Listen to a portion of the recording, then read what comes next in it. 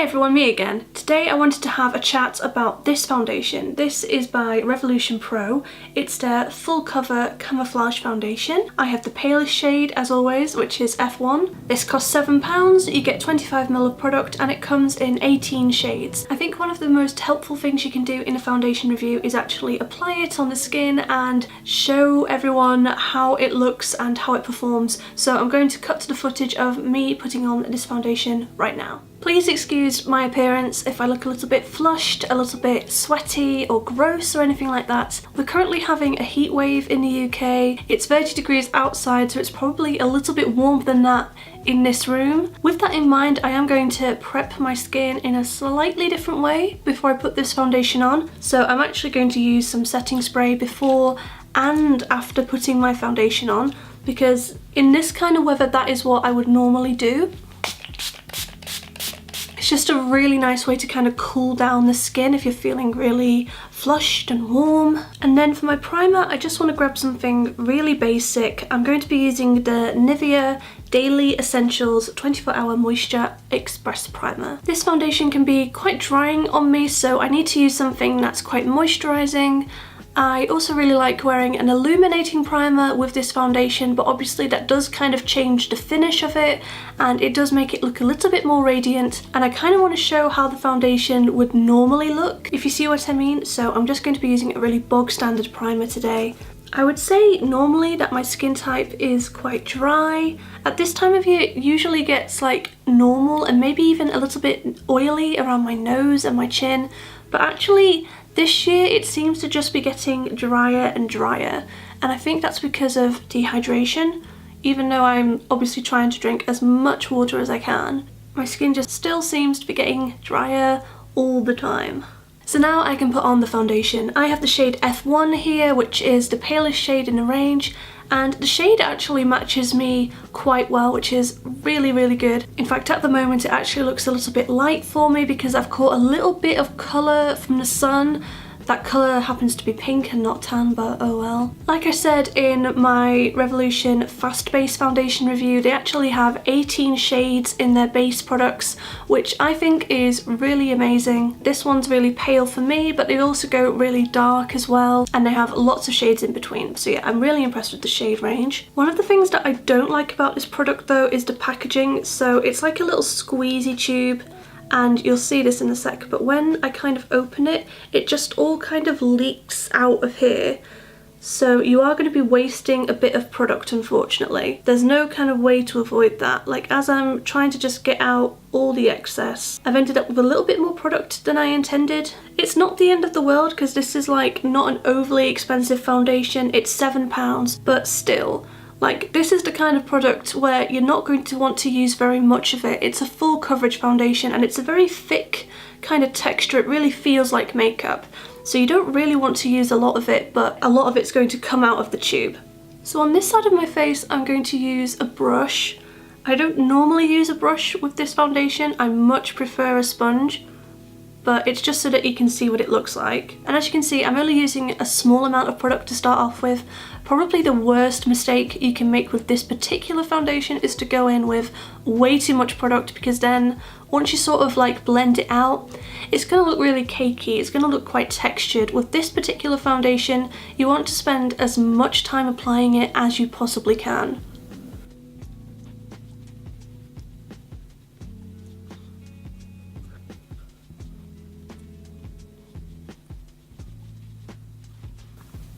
So this is one really thin layer on this side of my face, and hopefully you can kind of see that even though it's not full coverage, just with one thin layer, it still evened everything out really nicely. This is probably how I'd wear this on an everyday basis. But just for the purpose of the review, I do want to kind of build it up a little bit more.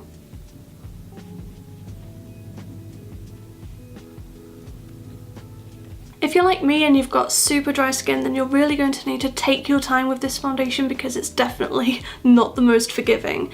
It will kind of emphasize a lot of dryness and texture, but as you can see, the coverage is pretty decent. Some of my really pigmented spots are still kind of showing through the surface, but I'm still really happy with the amount of coverage that this gives. I don't think any foundation on its own is ever 100% full coverage. I think you're always going to need to go in with some concealer if you do have like blemishes, under eye circles, that kind of jazz. But this is a really good starting point if you have either really problematic skin, or you're going to an event, or you're taking pictures of yourself, or you like filming YouTube videos and you want a full coverage base. So I'm just going to use a sponge on the other side now.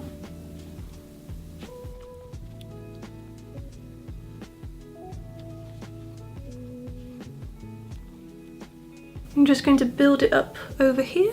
But yeah, I personally think when I used a sponge, it kind of suits my skin a lot better, even though I end up using a little bit more product because it absorbs so much of it.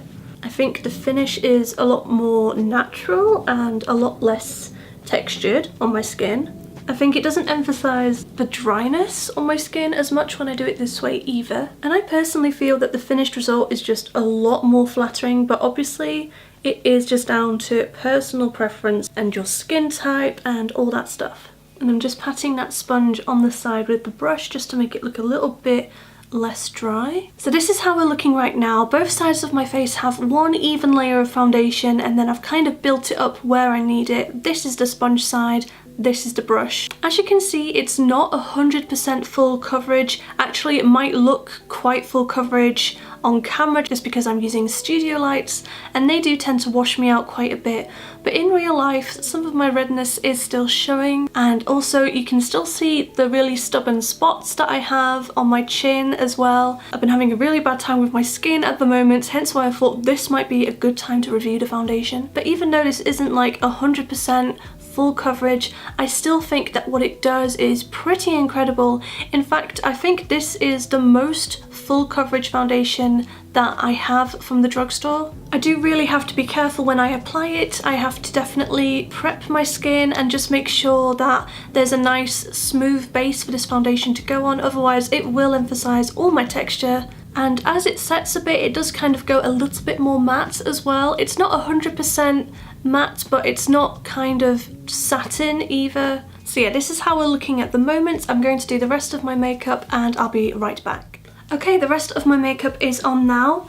Sometimes I don't set this foundation because it does kind of go a little bit matte on its own, but today we've got the Heat Wave, as I mentioned, so I have set it with some of the MUA transparent setting powder, and I've also set my makeup into place using the Revolution Pro Fix fixing spray, which I absolutely love. I try not to use setting sprays when I'm doing foundation reviews, but because it's so hot at the moment, I just feel like it would kind of be unfair not to, because this is what I would do on every other day. I did consider waiting until the heat wave is over to film this review as well, but it looks like we're stuck in this weather for the next 2 weeks, which is fantastic. I'm ginger, I don't really handle the heat very well, I'm not enjoying it, I'm definitely looking forward to autumn, but there we go. So I'm just looking at some of the claims now on the Superdrug website. It says that it's highly pigmented and creamy. I would say it's highly pigmented. I wouldn't necessarily call it creamy, because that implies that it's quite like a dewy kind of texture, and it definitely isn't. It says it creates maximum coverage with an even natural looking finish. I do think the coverage is amazing, but it's definitely not a natural finish by any stretch of the imagination. I think by claiming that it's natural, some people might think that they can wear this as an everyday foundation. You can definitely tell that I am wearing makeup. It does look quite textured, especially on my chin where all my spots are. I think if you were hoping for a more natural finish, then just apply this really sparingly. Just kind of dot it where you need it and kind of blend it out either with your fingers or with a sponge, and that's just the most natural kind of way to wear this foundation. But if you want to build it up like I've done for this video, then it stops looking natural completely. It also says on the Superdrug website that the foundation is waterproof, non-transferable and long wearing. And I think that could be quite an interesting thing to test out. I've got another video that I need to film, and then I've got a little bit of work to do this afternoon, so I'm going to try and keep this on until the evening, and we're going to see how it holds up in hot weather. If I do feel the need to touch it up or blot or powder during the day, I will of course let you know. I'm really kind of hoping that it does well because this is a really affordable foundation that's easy to grab in Superdrug or on the Revolution Beauty website. And if it does well, that just means that there's an accessible, heavy coverage foundation on the market that anyone can potentially get, which I think is really good. So yeah, I will come back later on and let you know how it wore. Hiya, so I put the foundation on at about 2 o'clock and it's now 8:30 in the evening. Like I said earlier, we have had a super hot day today. It's still really warm now actually. So with that in mind, I think the foundation looks kind of okay. I mean, I am looking a little bit dewy. There's definitely some shiny areas around my face, some areas that even look a bit sweaty. There's definitely bits around my nose and just, you know, along the center of my face and just around my chin, where the foundation has definitely broken down a bit.